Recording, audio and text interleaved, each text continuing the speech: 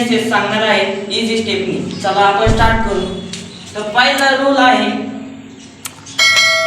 नंबरची power, suppose आपण m मानली इनटू नंबर n, म्हणजे नंबर सेम असेल आणि पॉवर वेगवेगळी असेल तर त्याची ॲडिशन होते।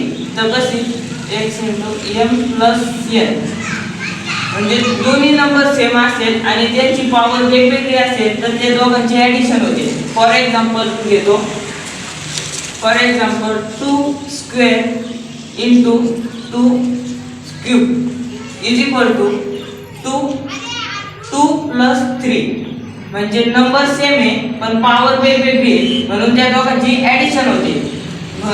तर मग 2 2 3 2 5, तर 2 ची पॉवर आलेली आहे 5।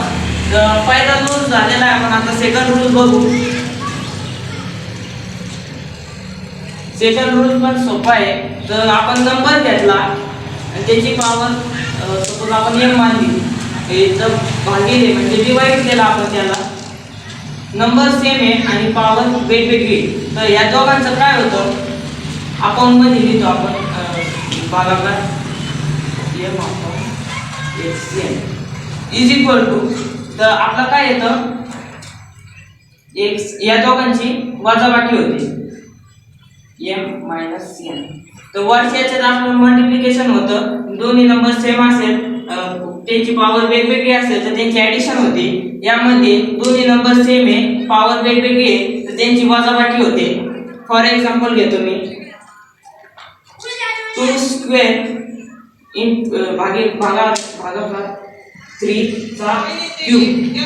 Sorry 2³ is equal to 2² is equal to 2 3 2 - 3, तर आन्सर येतं 2 - 1 मोठ्या संख्येचं चिन्ह। तर आपला दुसराही नियम झालेला आहे। आता आपण तिसरा नियम बघू। तर आपण तिसरा रूल बघू। तिसरा रूल आहे नंबर आहे त्याचा स्क्वेअर आहे म्हणजे संख्या आहे आणि त्याचा स्क्वेअर आहे म्हणजे त्याला n मानला आपण। तर सपोज ही संख्या आहे, संख्येला स्क्वेअर आहे, स्क्वेअर ब्रॅकेटचा स्क्वेअर आहे, तर त्याचं मल्टिप्लिकेशन होतं। तर कसं x = x * m = x * m * n। For example घेऊया आपण त्याचं, तर लगेच लक्षात येईल तुमच्या। तर 6 आहे, 6 चा स्क्वेअर आहे आणि परत त्याचा क्यूब आहे, तर तो कसा होईल 6 * 2 * 3, तर त्याचा आन्सर येतं 6। तर 6 ची पॉवर 6 आली तिसऱ्या। आता आपण लगेच चौथा रूल स्टार्ट करू। चौथा रूल काय सांगतो आपण, हे असंच आहे फक्त याचा ब्रॅकेट काढलाय त्यांनी, म्हणजे नंबर त्याची पॉवर आणि त्याचा पॉवर।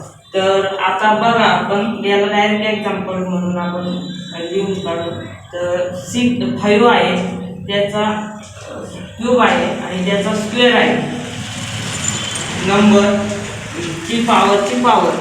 तर मग त्याचं आपण कसं काढू शकतो, 5 ॲज इट इज आहे तसं आणि 3 चा स्क्वेअर घेतला, 3 चा स्क्वेअर 9 आहे, तर आपला आन्सर आलं नाही।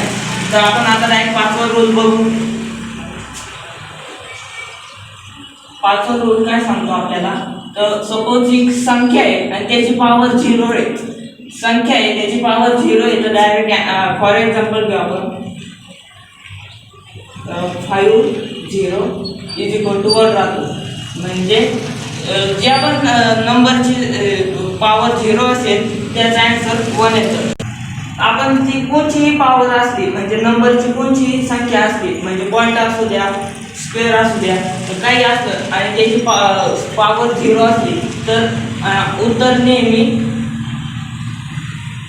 1 येतं। सपोज काय घ्या 6.1 घेतला, त्याची पॉवर 0 असेल तर 1 येतो।